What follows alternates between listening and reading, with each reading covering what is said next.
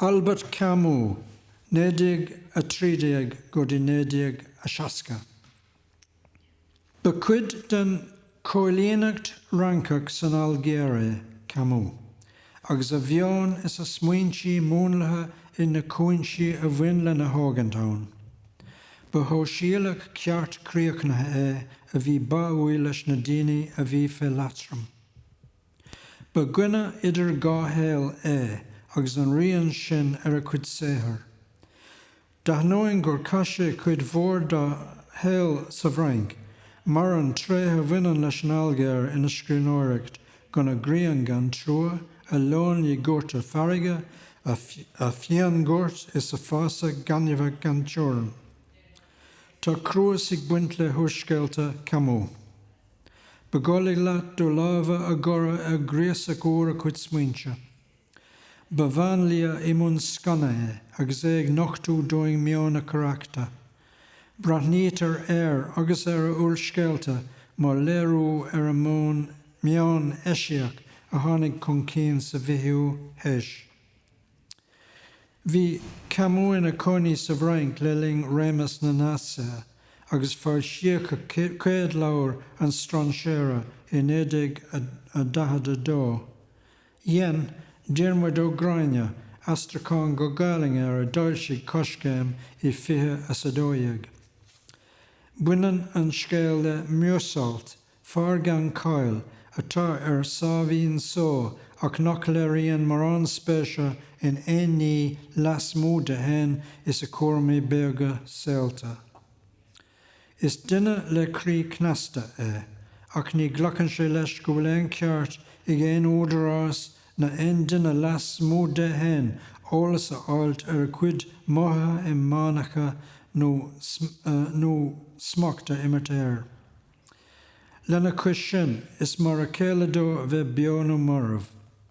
Feigean a bhathair bás, as bhí siise ina cónaí I dtigáltanis I bhead amach an áit a bhfuil sé ag obair.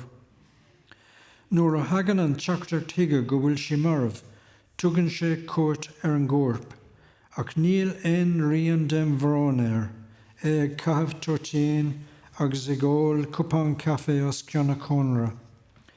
Ciarann na bríothe binge agus an bhréag craifeacht déistenéir, cumáidann sé graimar a cuimhní I lethe bhathair agus níl sé chun géile do nósanna na treba. Filann sé a bhaile leireach, agus caisann sé an lá is an ihe I deanta le bannar a bheithnaige iarthaí, agus iad tréis brathnú ar scanán. Arist is mar a céiledó an uile rud beo, tagann sé is é míonn sé, agus neadar sé bhfuil sé an rá nó nach bhfuil. Tá gail éirithe go man seo le fualáin stríopaige íran ar lite a scríomh thar a ceann lena bhanhéin a chuomhnú mar jaole cúinsi casta a bhaine lena gadrah, agus in aníos dó tilann sé sin naide dó. Caisann sé lá eile cuis farige I deanta lena cholín, agus tar an gítar isteach in ainas tá buinteach leis an litir a scríomh sé.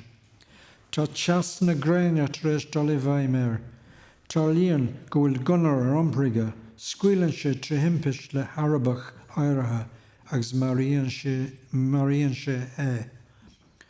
Buineann an dara cuid de an strainséire leis an dríal a leanan na marú seo tá deantaige.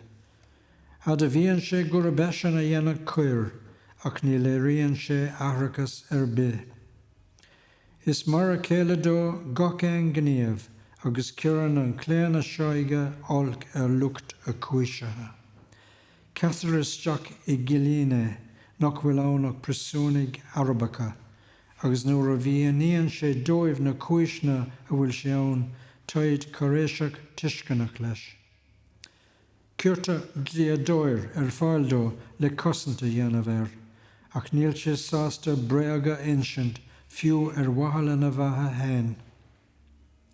I neireann a dála tugta mar solt ag láthair na cuairte agus nabh leiscéalach I gánaí, ach go bhhain go miníonn sé go raibh neart na gréine dultaí bhaimir nuair a scuil sé leis an Arbach. Taringian na finéha fianasha nuas fina navhim I dakala ailecha a bhahar, agus an lá is an ihe a cashe I deanta a colleen. Ach is mar a céladó lá agus ihe, in jovagus a moirach. Ní cítar dó gúléin cílig buint leis an saoil, agus buinan sé tanneamh as an nóméid a tailáthir. Cuimhníonn sé gléana díalta nuachtáin, agus cantarach na néanaí sna crainte. Tá teas agus atmosfér pluachta na cuairte le bra, na daoine a néhrú le nuachtáin, agus léas beg de tholas na gréineach búlas seacacho. Bhí an tríalig dul chun críocha, beg beann hen na réine ar buint de leidige leis, agus déirtar féhéire. Nuair a bhúlan an sé plína isteachige le bríothe binge, ní mór an áilte a cuireann sé ribhe. Ní credam mar sáiltí nia, agus cuireann sé as dó go mbeadh éinge ag brú credamhéir. Tá barna écan didir an duine agus a bheathe, is dúirí a taigh snó leis an tuléireacht duine ag dáin nach bhfuil a cumas cíal a bhaintas. Cítar dó afach go mbeadh táhacht as an gná ag buint le nóméid a bhais nach raibh ag buint le na bheathe. Thar éon rud eile, tá sé ag súil go mbeadh lucht féchan a mórán le hacasáin a caithfh leis a cúrlaigh le muirgat na Gaeilge. Nuair a cíann sé an giletín os a cóir, fáiltíonn sé rimpi mar chora ar a bheithanaige éirí le fada.